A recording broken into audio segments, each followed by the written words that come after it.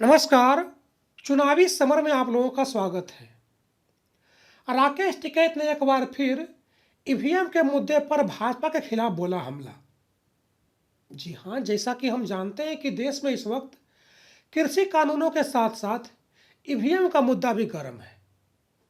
खासकर जिस तरह से राकेश टिकैत और अखिलेश यादव ने ईवीएम के मुद्दे पर लगातार भाजपा को घेरने की कोशिश की है, उसकी वजह से राज्य में एक बार फिर ईवीएम को बैन करके बैलेट पेपर की मांग की चर्चा जोरों पर है।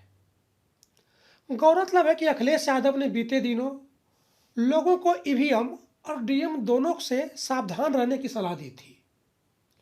अखिलेश यादव ने कहा था कि आगामी चुनावों में भाजपा ईवीएम के सहारे एक बार फिर सत्ता में आने की कोशिश कर सकती है। वहीं कुछ ऐसी ही आशंका राकेश टिकैत ने भी जताई है।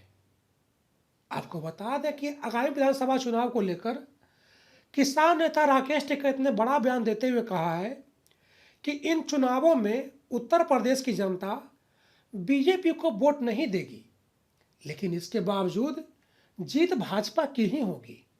पिछले 11 महीने से भी अधिक समय से दिल्ली की सीमाओं पर चल रहे किसान आंदोलन का मुख्य चेहरा बन चुके किसान नेता राकेश टिकैत ने अंदेशा जताया है कि आगामी विधानसभा चुनावों में बीजेपी सरकारी मशीनरी का गलत इस्तेमाल कर फिर से सत्ता में काबिज हो सकती है।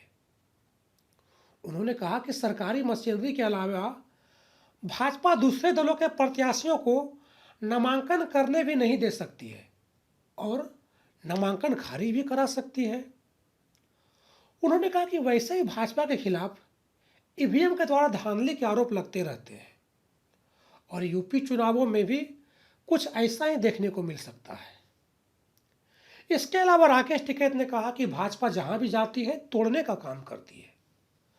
उन्होंने कहा कि बीजेपी ने बिहार में लालू प्रसाद यादव, उत्तर प्रदेश में मुलायम सिंह यादव और हरियाणा में ओम प्रकाश चौटाला का परिवार तोड़ा। वहीं केंद्र की सत्ता में आने के बाद मोदी सरकार सीएए और एनआरसी जैसे कानूनों को बनाकर देश को धार्मिक रूप से तोड़ने का काम कर रही है। इस तरह राकेश टिकैत ने उत्तर प्रदेश विधानसभा चुनावों में भाजपा के द्वारा धांधली करने का आरोप लगाया है। उन्होंने साफ साफ कहा है कि चुनावों में जनता भाजपा के पक्ष में मतदान नहीं करेगी, फिर भी राज्य में भाजपा को जीत हासिल होगी। यानी कि कहीं ना कहीं टिकैत ने लोगों को भाजपा से सावधान रहने की सलाह दी है। इसके साथ ही भाजपा जिस तरह से सरकारी मशीनरी का दुरुपयोग कर रही है, इसको लेकर भी राकेश टिकैत ने जनता और विपक्ष दोनों को आगाह किया है। अब देखना यह है कि चुनावों के बाद राकेश टिकैत के द्वारा लगाया गया यह आरोप कितना सही साबित होता है। धन्यवाद।